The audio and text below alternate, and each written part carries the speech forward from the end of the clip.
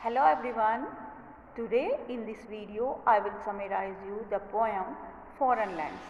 It is written by Robert Louis Stevenson. So let's start with the very first stanza.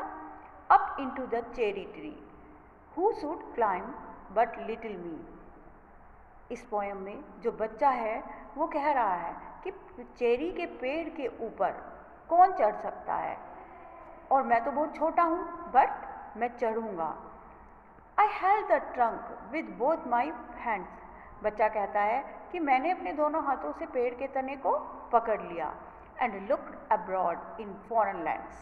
और मैंने दूर दूर की भूमि को देखा।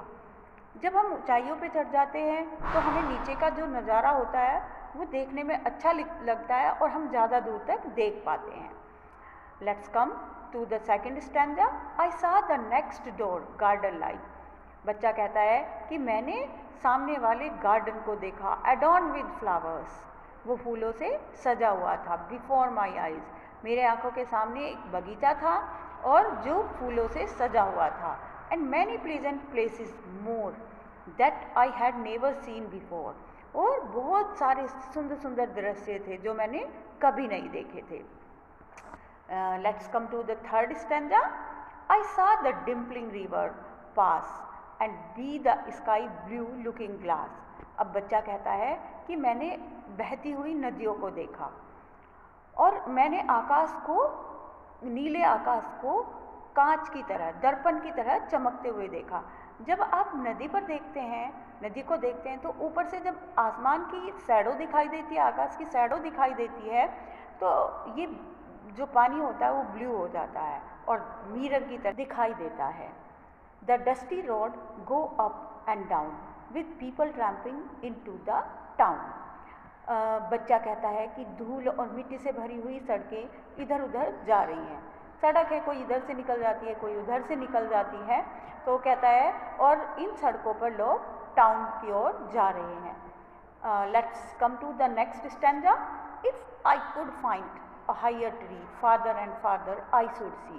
अब बच्चे की जो इच्छा है वो थोड़ी और बढ़ती है। उसे लगता है कि अगर वो थोड़े और ऊंचे पेड़ पर चढ़ता तो उसे कुछ और देखने को मिलता। तो बच्चा कहता है कि यदि मैं थोड़े और ऊंचे पेड़ पर चढ़ जाता तो मैं और दूर तक का देख पाता। To where the grown up river slips into the sea among the ships.